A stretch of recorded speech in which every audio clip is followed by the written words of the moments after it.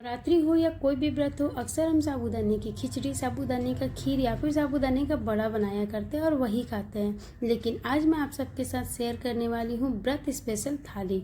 ये जो थाली है उसमें होगी पूड़ी, पकौड़ा, रायता, खीर, खिचड़ी, भुजिया, चिप्स और साथ ही साथ ठंडी ठंडी डिजर्ट, जिसे देखने के बाद आप अपनी व्रत की थाली में इसे शामिल किए बिना रह नहीं पाएंगे। चलिए अब शुरू करते हैं। यहाँ जो मैं थाली तैयार करने वाली हूँ, किसी एक इंसान के खाने में जितना लगना चाहिए उतना ही इस थाली के लिए मैं तैयार कर रही हूँ। सबसे पहले साबूदाना भिगोएंगे, जिसके लिए 1 गिलास साबूदाने में 2 गिलास पानी डालकर 1 घंटे तक छोड़ देंगे, जिससे कि साबूदाना अच्छे से फूल जाए। उसके बाद एक कुकर में 4-5 आलू डालेंगे और 2 शकरकंद डालकर 2-3 विसल तक आने तक इसे हमें पका लेना है।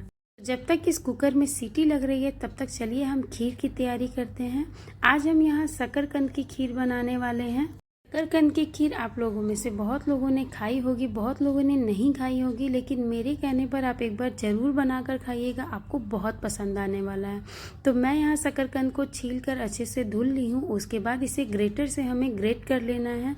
फिर एक सॉसपेन या छोटा कोई भी बर्तन गैस पर रखेंगे, उसमें 2 चम्मच जितना घी डालेंगे और फिर इस शकरकंद को हम डाल देंगे। 2 से 3 मिनट तक हमें इसे लो फ्लेम पर भूनना है और उसके बाद इसमें हम दूध डाल देंगे। मैं यहाँ आधा लीटर के करीब इसमें दूध डाल रही हूँ। आप अपनी मर्जी के हिसाब से जितना आपको डालना है आप उतना डाल लें और उसके बाद इसे लो फ्लेम पर हमें छोड़ देना है पकने के लिए। जब तक उधर खीर पक रही है तब तक हमें क्या करना है कि भुनी हुई मूंगफली ले लेनी है और उसे ग्राइंडर जार में डालकर इसे ग्राइंड कर लेना है। दरदरा ग्राइंड करना है, इसे पाउडर नहीं बनाना है। चलिए अब साबूदाना देखते हैं। यहाँ साबूदाने को भिगोए हुए 1 घंटा 10 मिनट के करीब हो गया है और देखिए साबूदाना अच्छे से पूरे पानी को सोख कर लिया है। कितने अच्छे से ये फूल गया है, ऐसे दबाते ही पूरा मैश हो जा रहा है। इस तरह से जब साबूदाना दबने लगे इसका मतलब कि साबूदाना अच्छे से फूल गया है। साबूदाने को साइड करते हैं और उसके बाद यहाँ उबले हुए आलूओं को हमें छीलना है। सबसे पहले हम आलूओं को छीलेंगे और उसके बाद इसे थोड़े बड़े बड़े शेप में हमें काट लेना है। देखिए एक आलू में लगभग 4 पीस के करीब मैं आलू को काट रही हूँ। आलूओं को काटने के बाद अब हम गैस पर कढ़ाई रखेंगे और उसमें 2 चम्मच के करीब घी डाल देंगे और यहाँ मैं साइड में रखे हुए खीर को बीच बीच में चला ले रही हूँ, जिससे कि वो नीचे से चिपके नहीं। अब इस घी में हम डालेंगे थोड़ा सा जीरा और हरी मिर्ची। जब जीरा अच्छे से चटक जाए तब हमें इसमें सारे कटे हुए आलू डाल देने हैं और 2 मिनट तक फ्राई करने के बाद इसमें हम सेंधा नमक डालेंगे। अच्छा, कुछ लोग व्रत में सेंधा नमक खाना भी नहीं पसंद करते हैं, तो मैं उन लोगों के लिए बता रही हूँ। मैं जितनी भी रेसिपी इसमें बता रही हूँ उसमें आप बिना नमक के बनाएं तो वो सारी रेसिपी बहुत अच्छी बनेगी, बहुत टेस्टी लगेगी। अब जो यहाँ साइड में खीर रखी हुई है उसमें 3-4 चम्मच के करीब मैं ये फुले हुए साबूदाने डाल दी हूँ और उसके बाद टेस्ट के अकॉर्डिंग चीनी डालकर इसे 5 मिनट तक और पकाऊंगी, जिससे ये थोड़ा और गाढ़ा हो जाएगा और उसके बाद इसका फ्लेम बंद कर देना है हमें। साथ ही साथ आलू का भुजिया फ्राई हो गया है और अच्छे से लाल हो गया है, तो अब हम इसको निकाल देंगे और इसी सेम कढ़ाई में हम 2 चम्मच के जितना घी डालेंगे और उसके बाद इसमें हम साबूदाने की खिचड़ी तैयार करेंगे। अच्छा, जब ये कढ़ाई की घी अच्छे से गर्म हो जाएगी फिर हम इसमें आलू की जो भुजिया पहले से फ्राई करके रखे थे 2-3 आलू की भुजिया हमें इसमें डाल देनी है और उसके बाद इसे पलटे से ही हमें थोड़ा थोड़ा क्रश कर लेना है, जिससे कि ये थोड़ा छोटा हो जाए। उसके बाद अब मैं इसमें थोड़े से कटे हुए टमाटर डाल रही हूँ, थोड़ी सी धनिया पत्ती डाल रही हूँ। अगर आप गाजर वगैरह खाते हो, गाजर, शिमला मिर्च या पत्ता गोभी, तो आप ये सब भी इसमें डाल सकते हैं। उसके बाद अब मैं इसमें क्रश की हुई मूंगफली डाली हूँ और उसके बाद काली मिर्च, थोड़ा सा जीरा पाउडर और उसके बाद हल्दी पाउडर। सारी चीज़ें डालने के बाद हमें इसे 2 से 3 मिनट तक भूनना है, जिससे कि इसमें जो हल्दी डाली हुई है इसका कच्चापन निकल जाए। फिर हम इसमें थोड़ा नमक डालेंगे स्वाद के अनुसार और उसके बाद 1 कटोरी जितना मैं इसमें साबूदाना डाल दी हूँ। इसे अच्छे से मिलाना है और इसे ट्रांसपेरेंट होने तक हमें भूनना है। साबूदाना डालने के 2-3 मिनट के बाद ही ये पूरी तरह से ट्रांसपेरेंट हो जाएगा। फिर हम इसका फ्लेम ऑफ कर देंगे और उसके बाद ये देखिए हमारी खीर भी लगभग तैयार हो गई है और कितने अच्छे से गाढ़ी हो गई है। तो अब हम इसको भी बंद कर देते हैं। अब मैं डिज़र्ट बनाने की तैयारी कर रही हूँ, जिसके लिए हमें दूध लेना है। दूध को हम कढ़ाई में बैठा देंगे गर्म होने के लिए और इसे अच्छे से उबलने देंगे। मैं यहाँ 1/2 लीटर दूध ली हूँ और इसको उबालते हुए इसे मैं 250 ml के जितना कर लूँगी। मतलब जितना हमें दूध लेना है उसका आधा कर लेना है उबालते हुए। तो यहाँ ये दूध उबलते हुए आधा के करीब आ गया है। तो अब हम क्या करेंगे कि एक जार लेंगे और जार में 1 केला हम बारीक बारीक काट कर डाल लेंगे। इसे हमें पीसना है। तो इसी के साथ मैं भिंगा हुआ बादाम ले रही हूँ। इसको 2-3 घंटा पहले मैं भिगो कर छोड़ दी थी, जिससे ये अच्छे से फूल गया है और इसका छिलका आराम से उतर जा रहा है। और बादाम की जगह अगर आप काजू डालना चाहते हैं तो काजू डाल सकते हैं, या कोई भी ड्राई फ्रूट्स डालकर 2 चम्मच इसमें दूध डालना है और उसके बाद इसे हमें अच्छे से ग्राइंड कर लेना है। एक थिक सा पेस्ट हमें मिल जाएगा। फिर इस पेस्ट को हम इस दूध में डाल देंगे, जिससे इसमें थोड़ा सा गाढ़ापन आ जाएगा। और 1-1.5 मिनट तक पकाने के बाद इसमें मैं बारीक कटी हुई बादाम, पिस्ता और काजू डाल रही हूँ। ये टोटली ऑप्शनल है, अगर आपको डालना है तो डालें, वरना आप इसे स्किप कर सकते हैं। अब हम इसे एक बार और खौलाएंगे अच्छे से और उसके बाद इसका फ्लेम ऑफ कर देंगे। फिर इसे हम दूसरे बर्तन में ट्रांसफ़र करेंगे और रूम टेम्परेचर पर आने के बाद हम इसे 1 घंटे के लिए फ्रिज में रख कर छोड़ देंगे, जिससे कि ये अच्छे से ठंडा हो जाए। अब मैं यहाँ एक बर्तन में शकरकंद ली हूँ। ये उबला हुआ शकरकंद है। इसका छिलका हटाकर हमें इसे अच्छे से मैश कर लेना है, क्योंकि हम इसकी पूड़ियाँ बनाएंगे। तो इसके साथ मैं मिक्स कर रही हूँ कुट्टू का आटा। ये किसी भी लोकल मार्केट में आपको कहीं पर भी आराम से मिल जाएगा। एक शकरकंद के लिए 1 कटोरी जितना आटा ली हूँ मैं यहाँ। उसके बाद इस पर बारीक धनिया पत्ती काट कर डाल दी हूँ और थोड़ा सा आधा चम्मच जितना जीरा पाउडर ली हूँ। अगर आप चाहें तो इसमें हरी मिर्ची भी डाल दें या काली मिर्च भी डाल सकते हैं। और उसके बाद इसमें थोड़ा थोड़ा पानी डालते हुए हमें इसे गूँथ लेना है। पानी आप ज़रूरत पड़ने पर ही डालिएगा। पहले आप शकरकंद के साथ ही इसे अच्छे से मिक्स करिएगा, अगर ज़रूरत पड़े तब पानी डालिएगा।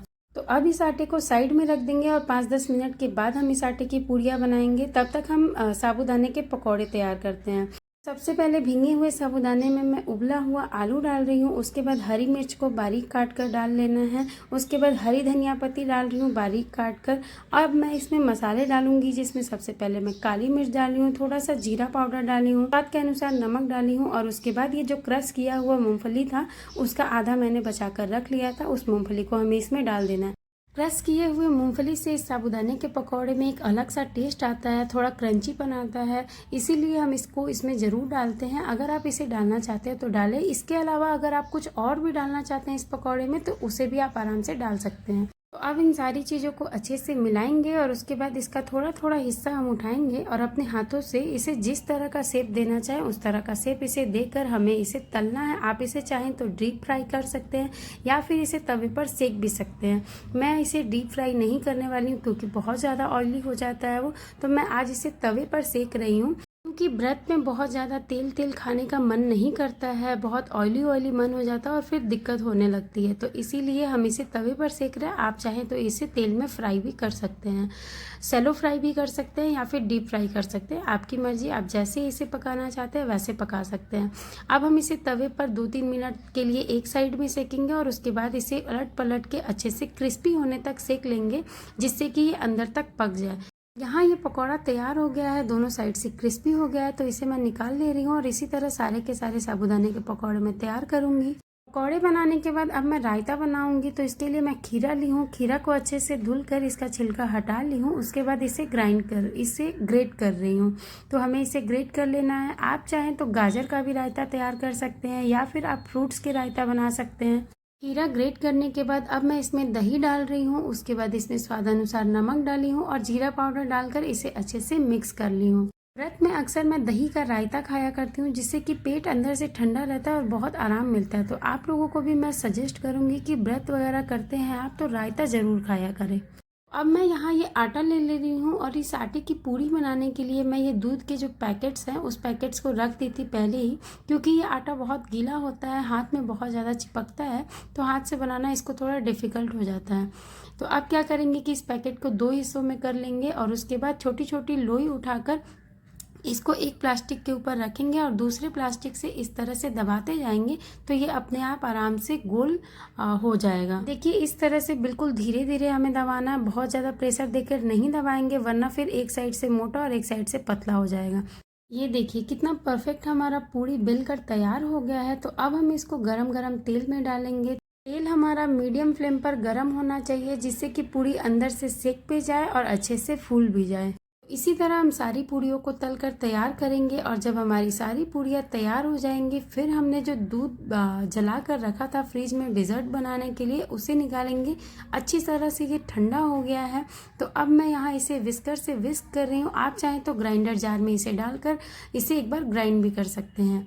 अब मेरे घर में जितने भी सारे फ्रूट्स पड़े हुए थे वो सारे फ्रूट्स को मैं बारीक बारीक काट कर इसमें डाल ले रही हूँ। आपके घर में भी जो भी फ्रूट्स हो आप उस फ्रूट से इस डिज़र्ट को बनाएं, बहुत टेस्टी लगता है और व्रत में जब आप ये ठंडा ठंडा डिज़र्ट खाएंगे तो बहुत मज़ा आता है। चलिए अब सब कुछ बनकर रेडी हो गया है तो अब हम व्रत की थाली तैयार करते हैं। अच्छा, बहुत से लोगों का मानना है कि व्रत में इतनी सारी चीज़ें कौन खाता है, तो मैं आप लोगों के साथ ये आइडिया शेयर की हूँ। आपको इनमें से जो कुछ भी पसंद आए, जो आप बनाकर खाना चाहते हो वो आप बनाएं और आप उससे अपना व्रत करें। अच्छा, इन सारी चीज़ों के साथ मैं यहाँ आलू के चिप्स भी रख रही हूँ। ये घर का बना हुआ आलू का चिप्स है, इसमें नमक नहीं है। तो अगर आप घर पर बनाना चाहते हैं तो घर पर बनाएं या फिर रेडीमेड मार्केट में मिलता है तो आप मार्केट से भी लाकर खा सकते हैं। तो अब अगर आपको मेरी ये व्रत वाली थाली अच्छी लगी हो तो प्लीज़ वीडियो को लाइक करिएगा, चैनल को सब्सक्राइब करिएगा। मिलती हूँ अगली वीडियो में, तब तक के लिए जय श्री राम।